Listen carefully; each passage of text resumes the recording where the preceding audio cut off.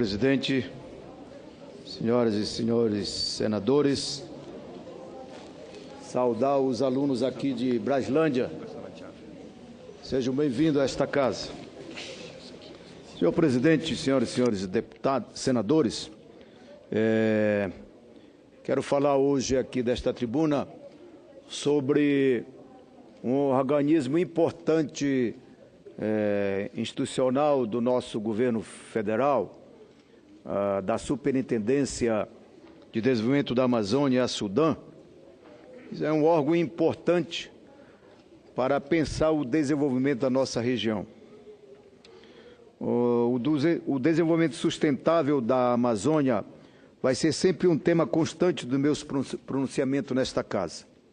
Fui relator na Câmara Federal do projeto que recriou a Superintendência do Desenvolvimento da Amazônia e Sudã, cuja lei complementar de número 124 de 2007, sancionada pelo ex-presidente Luiz Inácio Lula da Silva, em 3 de janeiro de 2007, deu um novo objetivo à autarquia criada nos governos militares e extinta em 2001, ainda durante o governo Fernando Henrique Cardoso.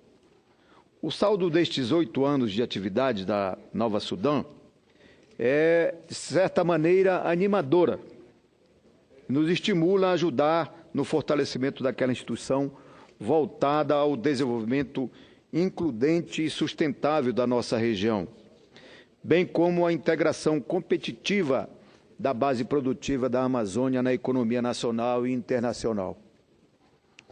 O Fundo de Desenvolvimento da Amazônia, o FDA, um dos instrumentos da Sudã, injetou nos últimos anos cerca de 4 bilhões na economia regional, sendo que deste total foram para a infraestrutura, como geração e transmissão de energia, e recuperação da infraestrutura, como o fortalecimento da indústria e de transformação e da agroindústria. De 2007 a 2014 foram aprovados 1.660 projetos de incentivos fiscais para o setor privado, disponibilizando um volume de 16,5 bi para os 9 estados da Amazônia Legal. Novos setores devem ser incluídos nos projetos de incentivos fiscais, como, por exemplo, a indústria naval, o transporte rodoviário de carga, o transporte hidroviário dentro da própria região de carga e de passageiros, o florestamento e o reflorestamento e manejo florestal vinculado à indústria e à formação de mestres e doutores para atuação na Amazônia, atividades hospitalares que destinem no mínimo 20% de atendimento ao Sistema Único de Saúde, entre outros. Lembro-me que, quando relator da recriação, propus que cerca de 30% destes investimentos fosse destinado à pequena produção, quer seja a agricultura familiar, ou quer seja, por exemplo, uma grande vocação da região, a questão da piscicultura. Infelizmente, não logramos, mas no atual governo e desde o governo Lula, se implementou o PRONAF e agora o Plano de Safra da Pesca, que pode substituir investimentos importantes a partir do incentivo a essa questão do desenvolvimento da Amazônia. A Amazônia sempre foi pensada a partir da grande produção, do grande projeto, quer seja do grande projeto agropecuário, quer seja do grande projeto mineral, e que agora a nova visão de pensar o país, pensar o seu desenvolvimento e pensar o desenvolvimento de uma região distinta de outras regiões, é que, sem dúvida nenhuma, tem que se preocupar com a inclusão da pequena produção no processo de desenvolvimento da nossa região, que aí se inclui em um processo de inclusão na política de desenvolvimento sustentável, no processo de desenvolvimento da nossa região. A direção da Sudan tem se empenhado em fortalecer as relações de trocas comerciais dentro da própria Amazônia, considerando que há um desconhecimento do que é produzido dentro do território regional. Por isso, é fundamental que se invista também na questão da tecnologia, de novas tecnologias para explorar sustentavelmente a riqueza da biodiversidade da Amazônia. O chamamento para lá da indústria farmacêutica e de indústrias que pode explorar sustentavelmente a própria biodiversidade criará condições de pensar a vocação da região de uma maneira sustentável. O investimento, portanto, em tecnologia, no chamamento de pesquisadores, de incentivos a nossas universidades, os nossos institutos de pesquisas, tudo isso faz parte de uma concepção de pensar o desenvolvimento da Amazônia a partir da sua vocação. E a Sudan tem um papel fundamental hoje, que é pensar o desenvolvimento local, a partir dos chamados APLs, que é pensar uma vocação a partir dos arranjos produtivos locais, que pensa, portanto, uma região com toda aquela diversidade, com toda aquela dimensão.